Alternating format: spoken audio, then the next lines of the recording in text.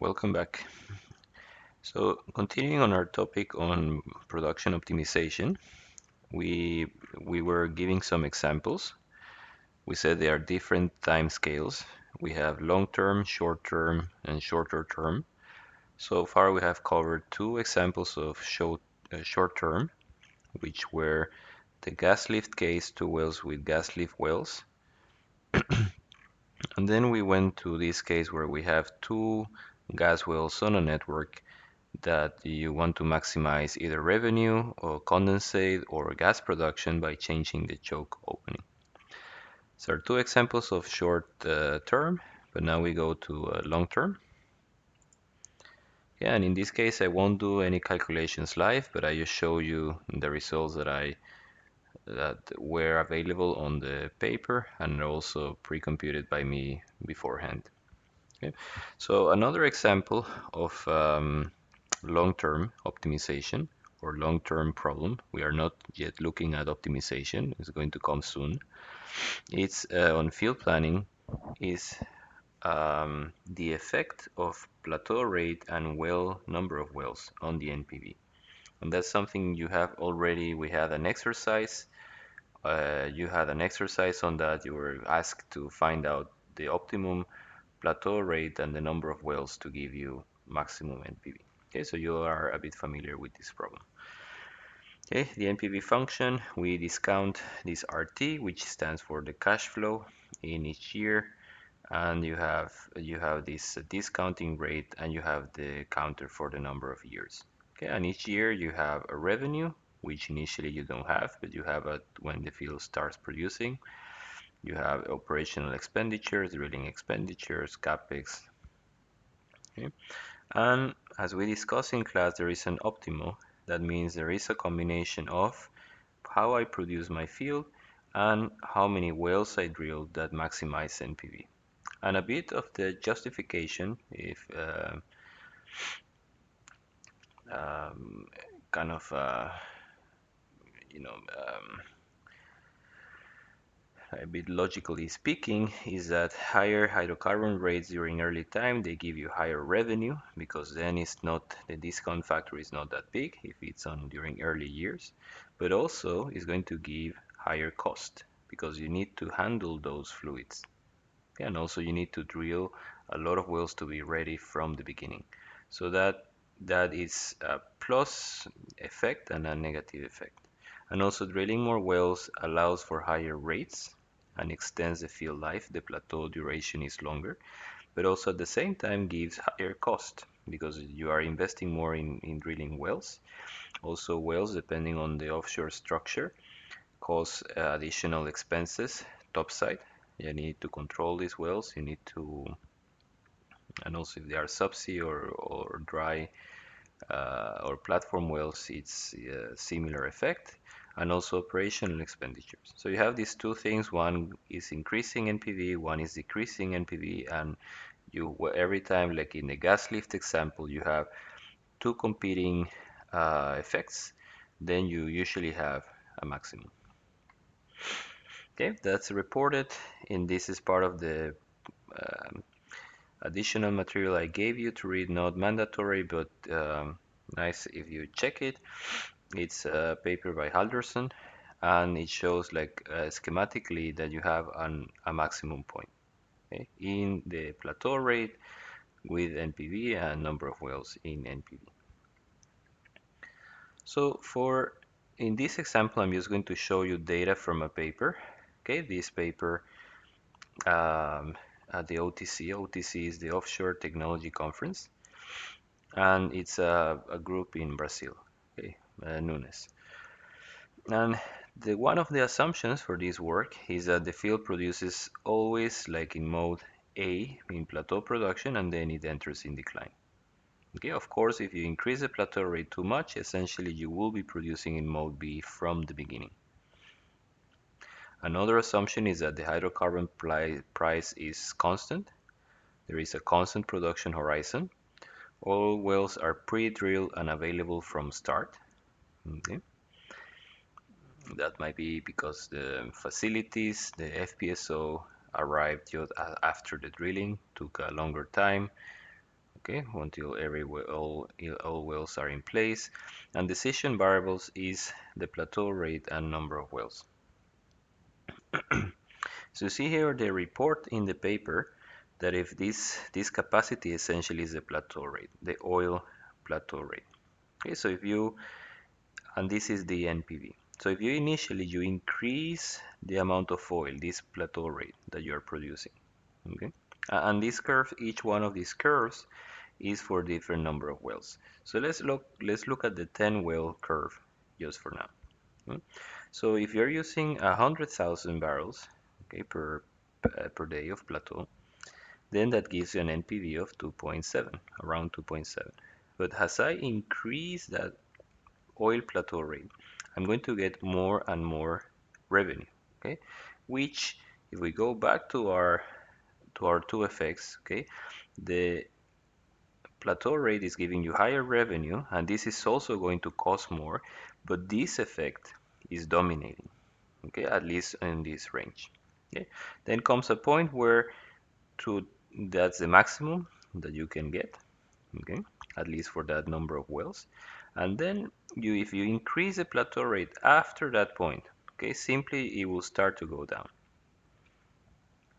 okay, and that's because then the cost, you have to process that rate, so the cost increases dramatically, and it overpowers, or it becomes bigger than the additional revenue you get by by by the high plateau rate. Okay. Now, if you repeat that process with different number of wells, okay, you repeat with 11 wells, 12, and 13, you see that first the values of NPV you can get are increasing. Okay, so it will be a benefit to drill, for example, 11, 12, and 13 wells. Okay. And another thing is you see the location of this maximum point is shifting also to the right.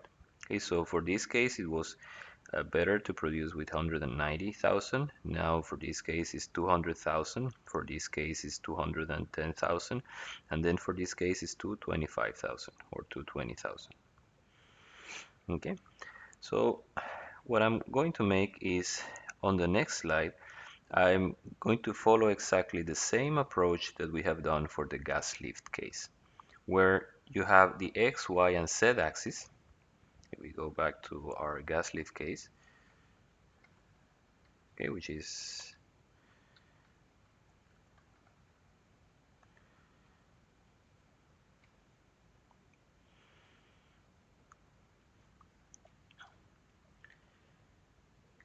finally here.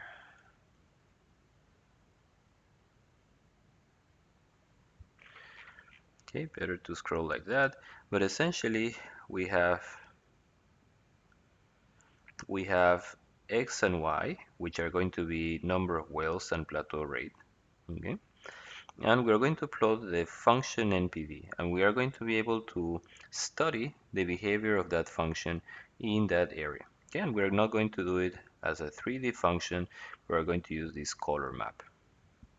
Okay, so going back to, okay, just some detail about the equations that are used. These are in the page 116 of the compendium.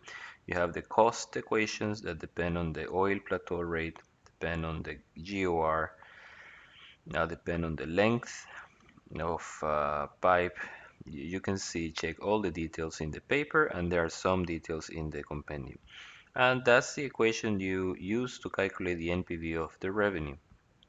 Okay, that essentially we are integrating, and as that's what was given in one of the exercise of the on one of the problems of the exercise set, that you are integrating continuously or discounting continuously the revenue, okay, the income in each year.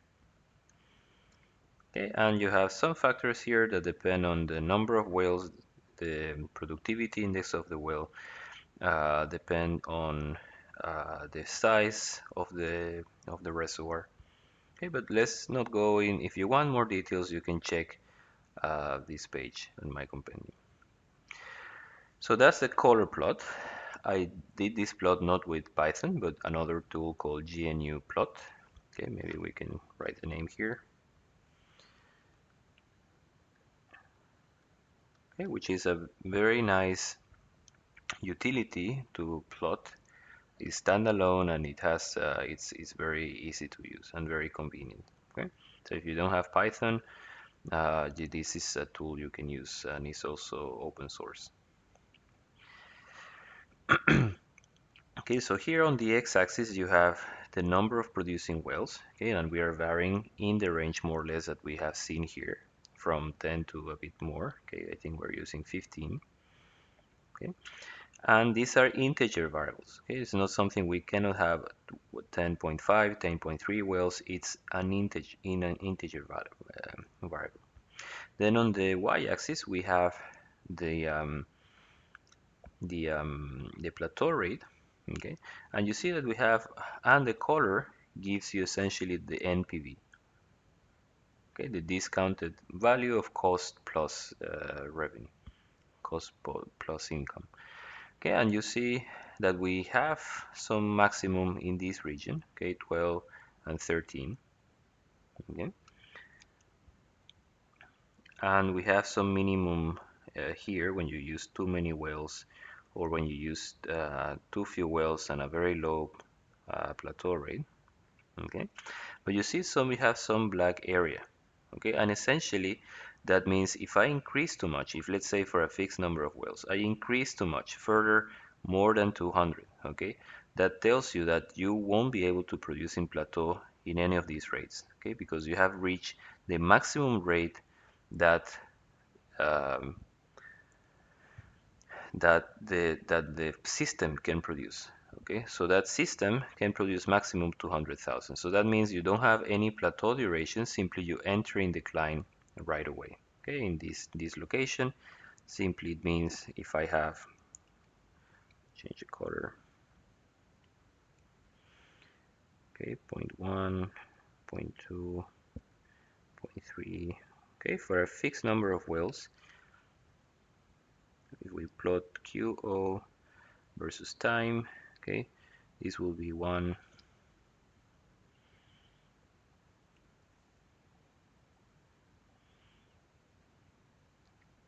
it will be 1, okay, this will be 2,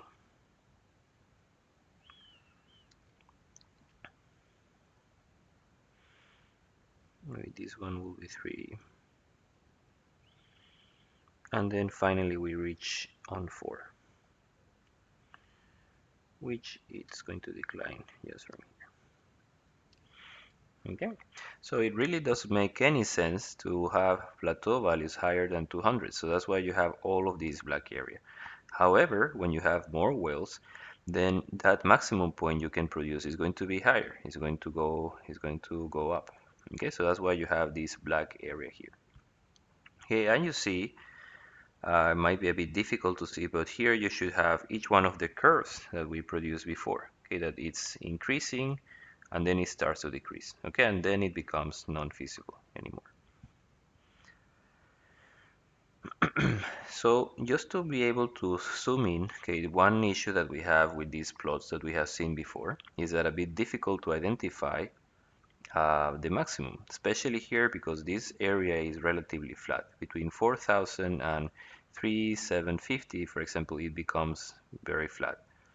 Okay, so here there is a big increase, big change from 1,000 to 250, but here it becomes relatively flat. So if you're going to plot, it's like a plateau like that. Okay, so that's why all of this area has more or less the same color code. So what I'm going to make in the next step to show the optimum in a clearer way, I'm going to change this scale. Okay, I'm going to tell it, just show me the values. I think it's from 2500 to 4000. Okay. This zoom in, you see the scale, 3500 actually is between these two. Okay, and here you can see very clearly that you have a maximum here with 12 wells and 225. Okay, 212. Okay, one thing is we have integer variables here, so that's why you have this. The value is constant in this range. Okay, and then it becomes constant in this range. Okay, simply because I cannot have a fraction of a well. I have to have an integer well. So that's what we say in terms of a long-term optimization. You are looking at a process that is changing with time, typically a reservoir model, uh, kind of an NPV. You have the process of getting income a long time, and you're trying to find out the best settings. In that case, this is a decision variable I'm deciding upon. Okay, I'm deciding on the field, on how many wells I should use, and also what will be the plateau rate, the best plateau rate. Okay, and according to this analysis is going to be here. Okay, like 4,000 is on that point. The thing is that in these models are usually very uncertain.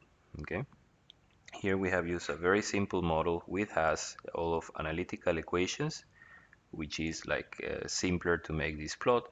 But essentially, if you have to make this plot with a, you have to use an integrated asset model with a reservoir coupled with a network, with an economic model, then it becomes very expensive to do this optimization, okay? And even to make this brute force plot. Then the last example I want to show you, it's about, I call shorter term optimization, okay, or shorter term problem. And essentially, here we have that it's taken from another paper that is called Active Feedback Control of Unstable Wells at the Brage Field, okay, by Dalsmo, who is now uh, in Syntef Digital. I think he's leading the Syntef Digital department. So here we have wells in Brage, horizontal, and then they have gas lift. Okay, I'm not sure exactly where the gas it should be coming, someplace here, okay, but it's going through this side pocket mandrel.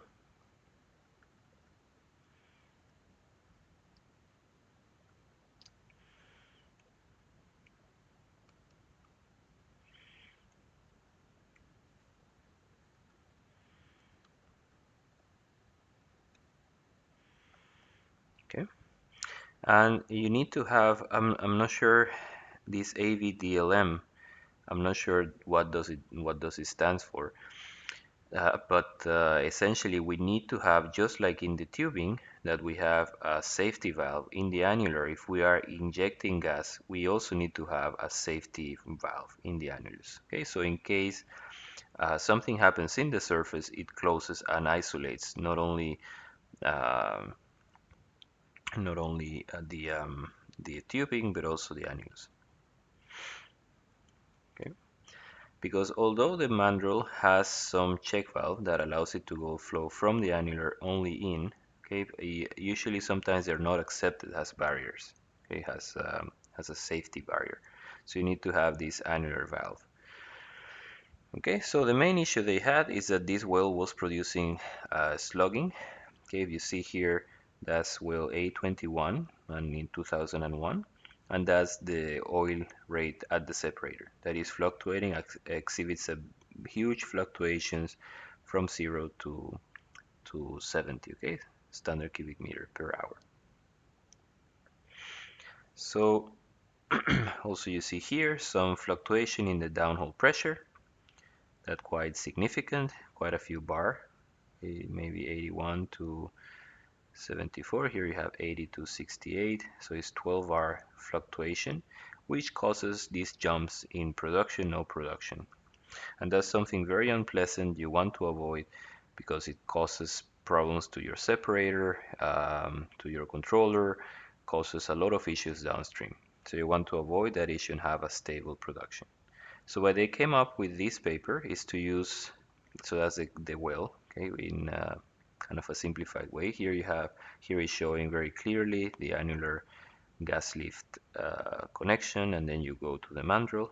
They forgot to put the mandrel someplace here. Okay? But essentially, you have a controller, okay, that is controlling two things. It's controlling the wellhead choke, okay, and it's also controlling the annular valve, the valve for the gas lift um, injection. Okay, so it's controlling the amount of gas that you are injecting for gas lift, and also controlling the back pressure on the well. Okay, and it's using to has a controller that is using the measurement of this pressure, the annular pressure, is measuring wellhead pressure, is measuring bottom hole pressure, and then is measuring the pressure downstream the choke. Okay, we are not going to go into the details, but essentially using all of these signals that in this case, in the regular case, will be fluctuating, is defining a strategy to choke, open and close these valves. Okay, and with that is stabilizing the flow. So you see the results after that was implemented. Okay, let's see oil and water rates. Okay, and you see that they are now the fluctuations are much less. Okay, and the flow is much stable. Okay, like around 7. Before it was jumping from 0 to 10. Okay, and you see also the choke opening. I wasn't able to find which choke opening, was not clear from the article which choke opening is that, but essentially you see that its controller is moving it from 7% to 17%. Okay, up and down, just to compensate for the variations that you have on the rate. Okay, so that's the last example, that just to show in a very short term, even though it's in a way some sort of optimization, because you are trying to get a stable rate of oil in time, because this fluctuating rate can cause a lot of issues. Okay, so then I want to give an overview of optimization. Essentially what we want is, we don't want to make this brute force approach. We don't want to have to map the whole surface, okay, because first it's very expensive computationally. Okay, usually the models I have, they're heavy, they're integrated, and it's very difficult to make all of these evaluations. And then when you have multiple variables, then it becomes simply unfeasible. Okay, we were working here basically with two variables. Okay, gas lift rate of well 1 and 2, choke of well 1 and 2, number of wells and plateau rate, but essentially in the larger problem we have many variables. Okay, so we cannot explore brute force explore. So what we use is an optimization algorithm to find automatically for us this minimum, okay, or this maximum or this optimum. Okay, and we're going to see some details later. Okay, but essentially we have two types. Okay, one is parametric, or we call static optimization, and is what like for example using a a model, and that I can explore that model with for example like the gas lift case. Okay, I have two equations that give me the oil rate of well 1 versus the amount of gas lift injected, and the amount of oil of well 2. Okay, so it's a static model. Then I can use also dynamic techniques or dynamic optimization. Okay, what basically using control techniques, and this can be using a model. Okay, can be used the physical system, or essentially a combination of both. And we are going to talk a bit about this second approach later, and you're going to hopefully understand it a bit better. Okay, but static, um, essentially I have some sort of, is like we have this set as a function of f.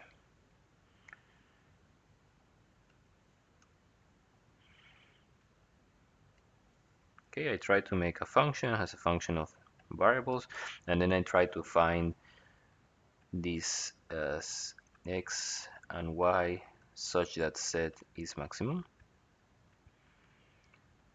Okay, so there is no well, there can be time in this optimization. Okay, but essentially it's a model. I use this is a model.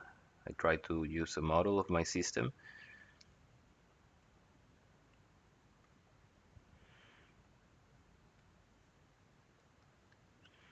Okay, While the other one, I use some control techniques. Okay, in control you have always this time effect that you go in one time, you get values. Okay, like in the case of the one that I just showed before, the whale slugging, where at one point in time you get values from either the pressure, either in the previous case I had just pressure. Okay, I had pressure here, pressure here, pressure here, and pressure here.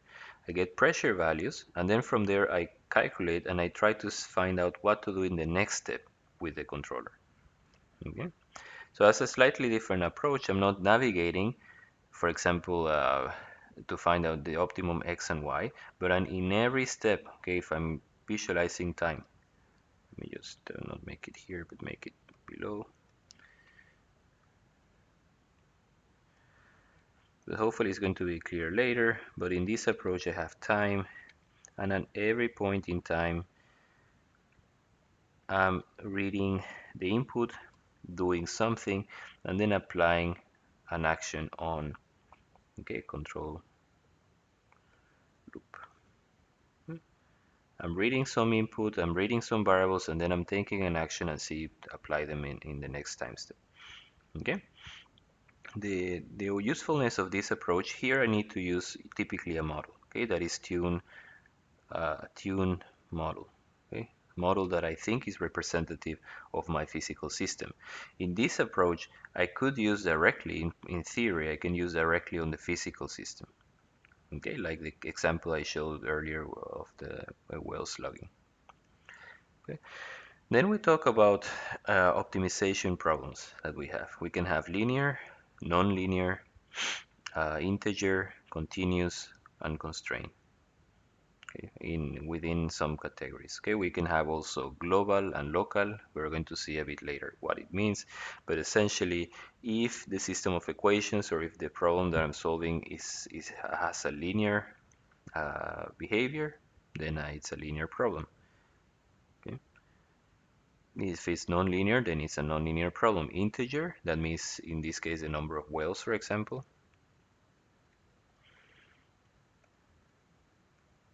Okay.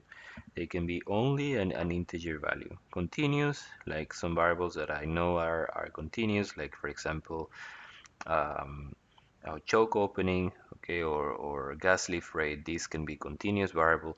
And constraint, we saw the effect the constraint has. Okay, the constraint has a very important effect where the maximum is located. We saw it in the gas lift case. Okay, and the type of problem I have is very much connected with the method I use.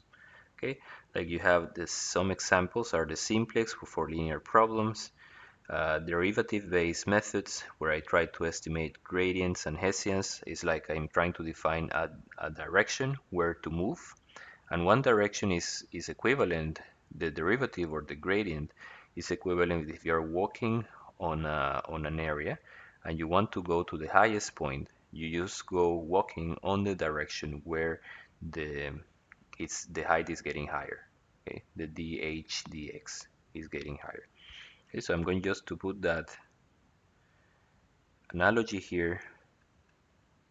Okay, so you walk in the direction where this dh dx is highest. Okay, you are not going to walk on this direction because here is going down. Okay, so essentially it's in a simplified way, it's that's how I find my way. Then we have other methods, line search, trust region. We are not going to discuss it here. And we have some methods that have some heuristic. Okay, they don't use this approach, but they have some other logic to try to determine where to go next. So my intention now is to give you a quick overview of some of these methods, can hopefully improve your understanding how they work. Okay, so a linear problem, uh, here is the function set. That's an example because explaining the method without the function, it's a bit difficult.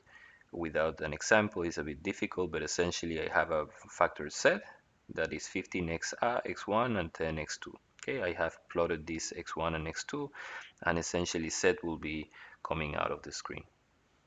Okay, I know that the x1 and x2 have to be positive, and I have then this constraint, and x1 has to be smaller than 2, x2 has to be smaller than 3, and x1 plus x2 has to be smaller than 4, equal than 4. Okay, so you see the constraint, x1 smaller than 2 creates a constraint like that on my area. Okay. Then the next constraint, x2 be less or equal than 3. Okay, then we are going to have this constraint. Okay, and that made my area, this is my, well, no, yes, still I need that they are to be positive. Okay, okay, just here. The two of them have to be positive, and then this is the feasible area. Okay, now I have to see how is the function in that feasible area. And in my case, this function is a linear function also. Okay, so it's going to be increasing in this direction. Okay, so here you have set 0, 15, 30, 45, 60. Okay, so it's a plane that is increasing in this direction, plane. Okay, and the optimum point is located exactly there. Okay, at this intersection of these two constraints.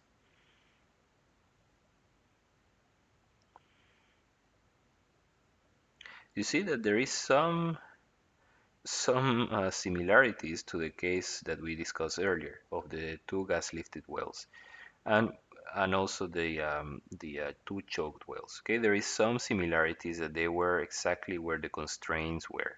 Okay, and we're going to see a bit why that's the case at a later stage. Okay, but just keep in mind this is a linear problem.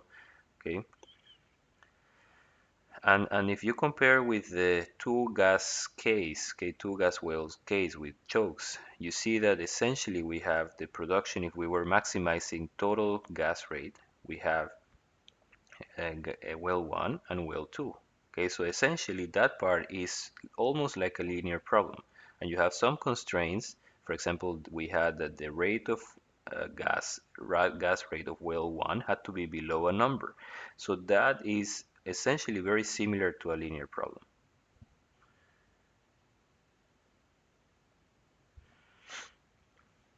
Okay, so the method, the simplex, okay, to solve this problem is essentially uh, in a very simplistic way. Essentially, I first make the constraint uh, not less than equal. You make it exactly equal. Okay. You enforce the constraint, the strict constraint. Okay. Changing that constraint to equal. Okay. You have the feasible region before, but now you have simply a line. Okay. Because if it has to be equal, I have to be on this line. Okay. And now what you do with the simplex is you start with a point and you start exploring all the vertices of that of that uh, of that structure. Okay? And you start exploring those vertices until you find the one that has the highest value. But you know that because it's a linear problem, it's going to be either increasing in one direction or decreasing in that direction. But you won't have, for example, the maximum won't be here, because that's the definition of a linear problem. It's not, you don't have a convex or concave behavior. It won't be inside. It will be always in the extremes. Okay, so this function will grow um, unbounded, but because of the constraints, then it's going to be limited. Okay, it's going to be constrained. So that's the essence of this case, is that it's exploring, okay, each vertex until it finds, okay, here it finds one which is feasible, okay, but then it moves to the next to explore if it has a bigger value. Okay, it gave it C set 45, and then here you have a higher number. Okay. Here is a link to those animations, so if you can also play yourself uh, separately. Okay. Okay, then we go to branch and bound. So it's a similar problem, also linear problem. Okay, but now we are enforcing, so we have this is the objective function, these are the constraints, which are going to be two inclined lines like that. But then now the constraints are is that the two variables have to be integer and they have to be positive. Okay, so just that's the branch and bound algorithm. Okay, so here you have your objective function x1 and x2, and then you have the two lines, okay, that are, so your region, feasible region will be this one.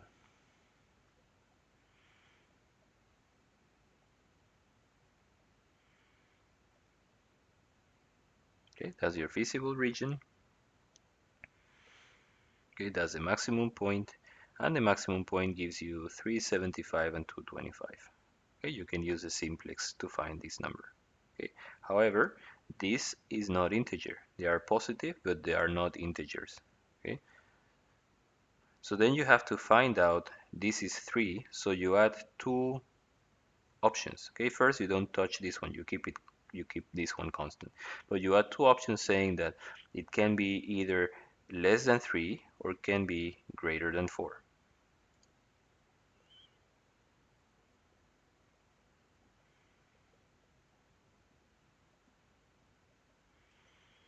Okay, greater than 4, less than 3, keeping the 225. So after that, I add that constraint to my original area. Okay, and you see that the maximum in this case of this now new area is going to be here. So I'm going to find a solution which has 3 and 225, of course, but it's going to be here.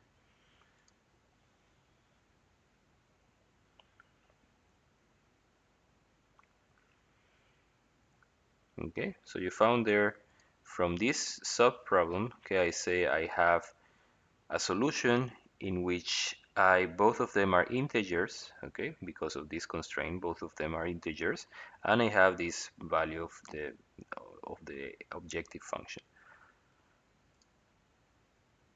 So it's feasible and it's a solution to this problem.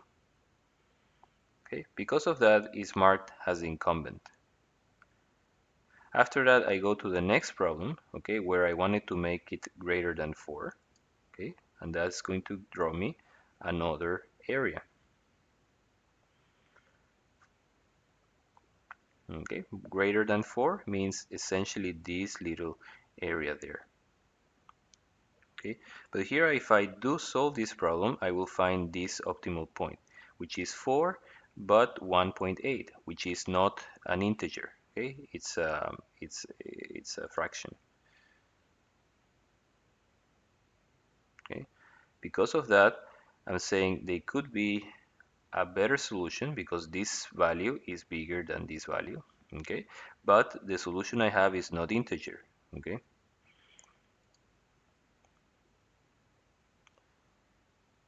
Okay, so now I have to repeat the same procedure I have done here, but now I repeat it with the second variable, with x2, with 1.8.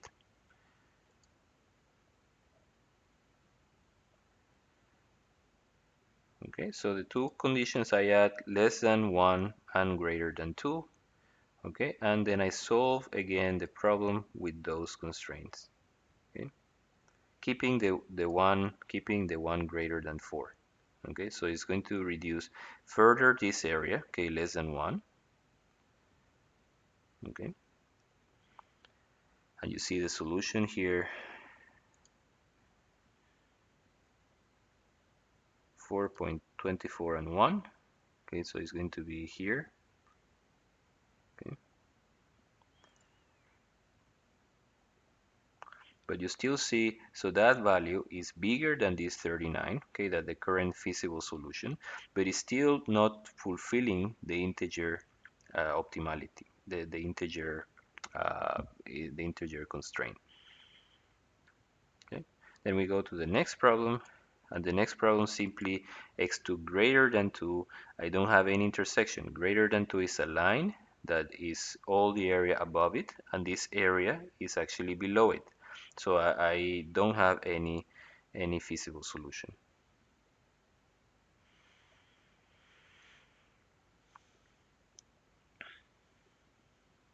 Okay, greater than here, there is no intersection between this area and the top, so this node I can just forget about that. There won't be any solutions.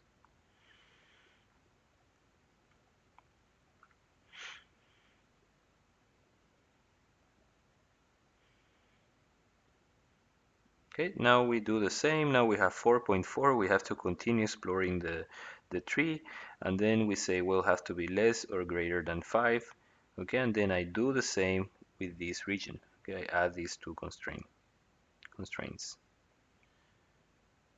Okay, remember we have the additional constraint of greater than 4, which is this vertical line here. Then we go inside, we have this constraint that it has to be less than 1, so that's this line here. And then I'm going to add two more where this has to be smaller than 4.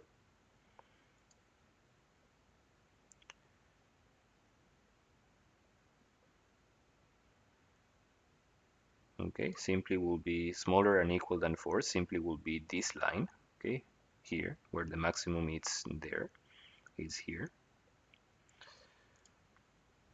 Because if one has to be greater than equal or smaller than equal, then the only solution is that it will be 4. Okay. Okay, so it gives me 37, which is smaller than my original solution I have, which is feasible and it's but it's smaller. Okay, it's a feasible solution, but however is worse than the one I have. Okay, than the incumbent. So we are going to get rid of this part. Now we go to the next one where it has to be greater than 5.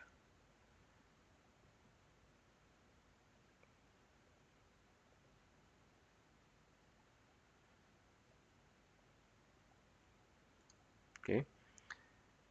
Okay, greater than equal than 4, greater than equal than 5. So there is only one point, okay, because this line that I have here has intersection in 5. Okay, so you have one point. Okay, just by adding this, then you reduce it further to simply one point. And then you evaluate the value of the function that gives you 40, and actually 40 is bigger than 39. Okay, so the solution of that problem, this problem, is 5, 0, okay, with these integer constraints.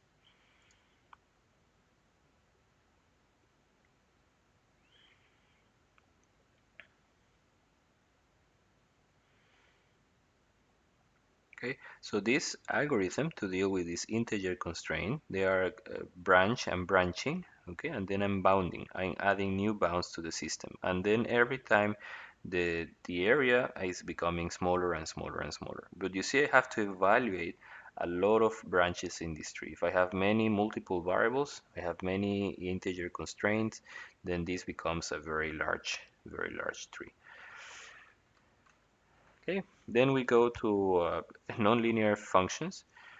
You see here that's a Rosenbrock function which has a very nasty shape, and the minimum is located someplace here.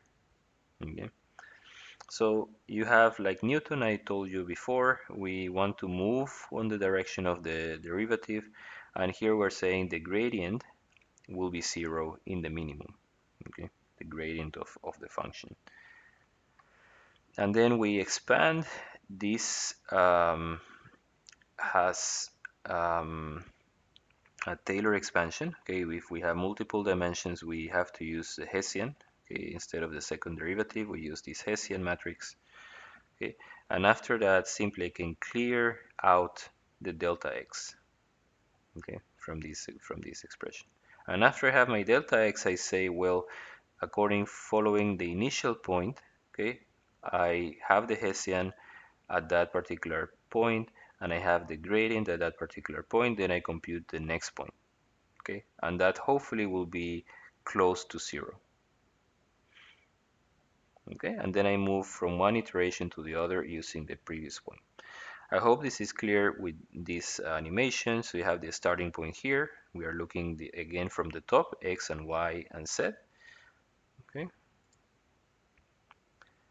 You see the first, second, third iteration, and I'm moving closer and closer until I find the minimum point. Okay, and I needed 32 evaluations. I need 32 steps. Evaluate Hessian, gradient, shoot, then Hessian, gradient, shoot, Hessian, gradient, shoot, and so forth. Okay. And you see that if one comment I also want to give you is that if your model it's open, like in our case of the choke, I could create this, I could find out, okay, somehow these derivatives, okay, either by hand. I can use symbolic differentiation in MATLAB or Python, or I can do it numerically, okay, but I can somehow estimate this, okay. But if I have a function which is like a reservoir simulator, which is closed, I don't have access, this is not an output variable I typically get, okay. So the reservoir simulator doesn't output Hessians, okay, so then it's a challenge. Okay, then we have this other method called Nelder-Mead, which is a heuristic type method. I'm not sure if it will restart. Yeah. So you see you have X and Y and Z is the color, and here is the minimum or the maximum. But essentially you make a sample, in this case with 3 points. Okay. You have Z1, Z2, Z3. Okay. In this case, for example, these two had the best. So in this case, let's say Z3 was bigger than Z2 was bigger than Z1. Okay. Then in that case, you make a line, okay, between the best, okay, and then you simply make a perpendicular line and you reflect that point on the next side, okay, because you think that towards this area, that's where you're going to have the best, okay, so you make a reflection. This step from one is called reflection, okay. And then again, you repeat the same thing. If you still obtain a positive value, then you can make an expansion. Okay, that means that you cannot use simply just the same step. The length here is the same. Okay, but you simply stretch it. Okay, you can go even further. Okay, if you're getting good results, why not to try a bit more? Okay, so you use twice the distance or something. Or if you obtain less, then you can use shrinkage. Okay, you can use a smaller distance to see if that helps. Okay, so that's a stretch, and that is shrink.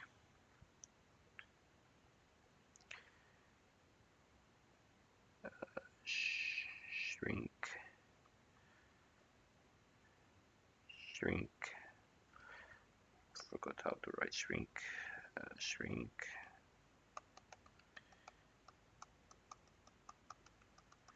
It is without.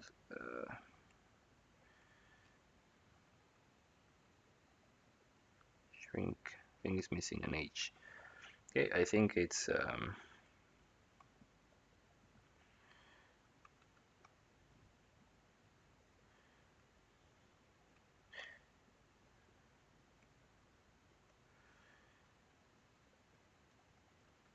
shrink. Okay, that's another method. Then you have a genetic algorithm that you have heard many times. So I make a sample, a population of 20 in this case, in my X and Y, and this color is reflecting where is the minimum or maximum located. And then based on that, I use some logic. They could use chromosomes or they use some logic to calculate the new population of points. Okay, so let's try to do it step by step. You did an evaluation of all the points. You see, for example, these guys are the best from the whole population, okay, because they are closer to the optimum. And then based on that, I create a new generation, okay, where those that have the highest value of Z, those in the 20 points before that had the highest, are the ones that are able to uh, give their genes to the next generation. Okay, they are the ones that have priority because they have more attractive characteristics. Okay, then this new generation takes you use it to evaluate and then finds a new generation, new generation, new generation, new generation. Okay, until all of them are quite good.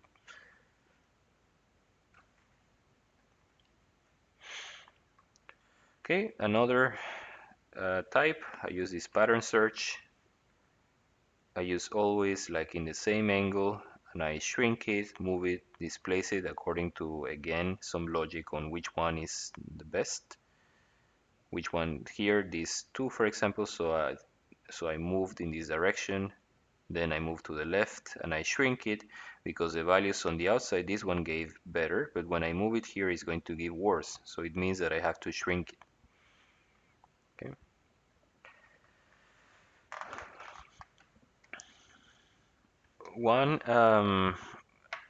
So there is a very useful technique to, if you have a nonlinear problem. Okay. We saw now that the linear problems, they are relatively simpler to solve because you just have to explore the regions where the constraint is. Okay, if the constraint is applicable, I have to explore the regions where the constraint is. Okay, so if I have a nonlinear function, let's say it's simply a two-dimensional 2D function. Okay. Sorry, not 1D, but it's a 1D function.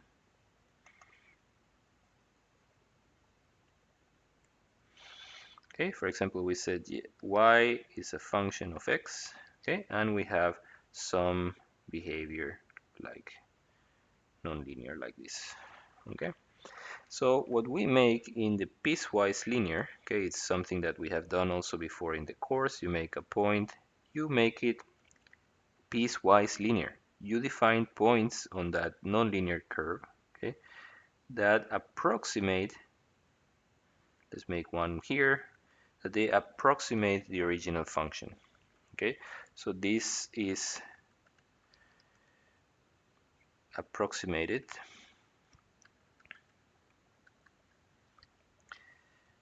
piecewise linear. Okay, and piece is linear on parts, in every part. And then I have this is the actual nonlinear function. Okay, and then in principle, in theory, I could use just a linear method. Okay, the only thing is that the size, we will see now why that can be a bit tricky. Okay, it's not practical all the time. So, but the reason is if you are going to, for example, model a value that is here, okay, x, let's call it xi. Okay, how will you model this value? So you have a table, right? The points, they give you a table, okay, where I have, let's call this x1, y1. Let's not put it here. I want to put it above.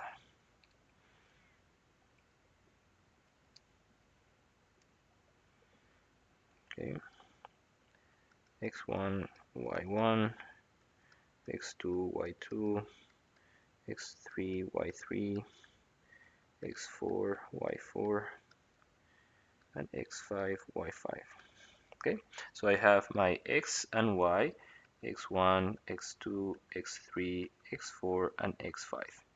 y1, y2, y3, y4, y5.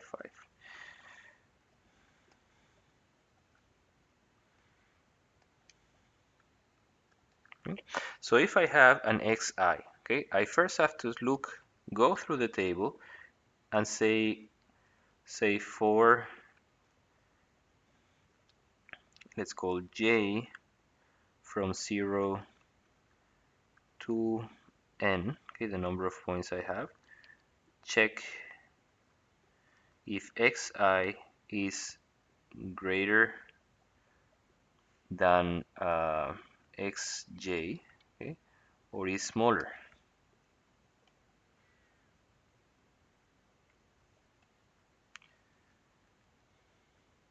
Okay. Okay, so let's maybe make it a bit better. For j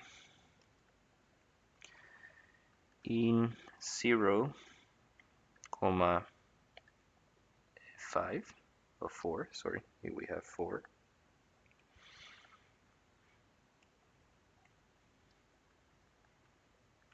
Okay, if this xi is greater than or equal than xj, but is smaller or equal than xj plus 1. Okay, that means I'm going to go one by one to 0. Okay, is x between these two? Is x between these two? Is x between these two? And if they are, then here I have to apply this interpolation. Okay, then here I have to say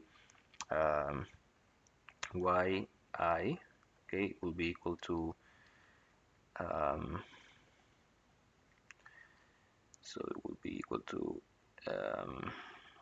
yj plus yj minus yj plus 1 xi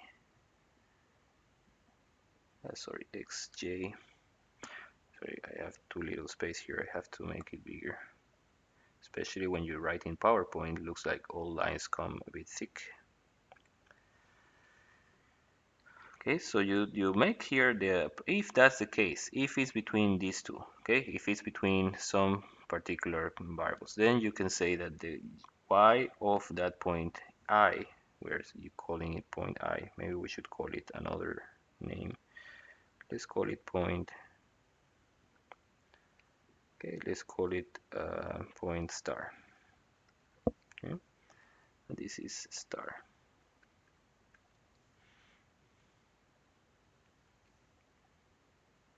Because I with j becomes a bit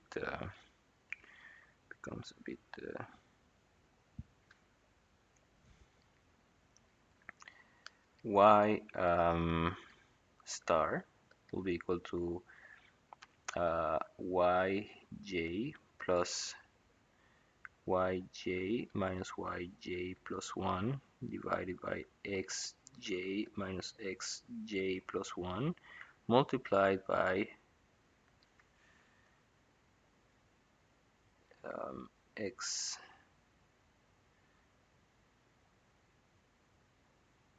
star minus xj.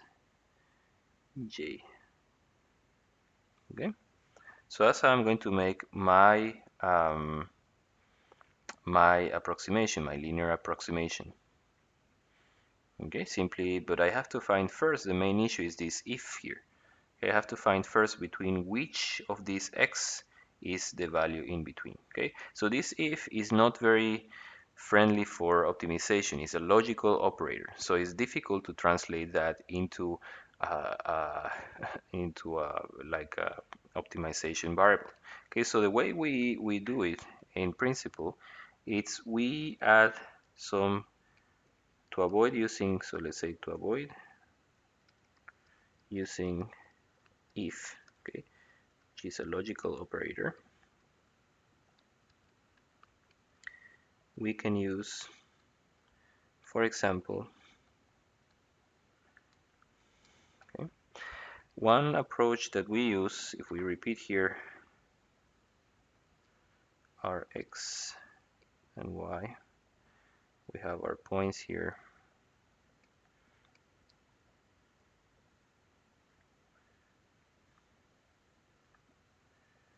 Okay, so for each one of these points I create a variable. Okay, I create a variable called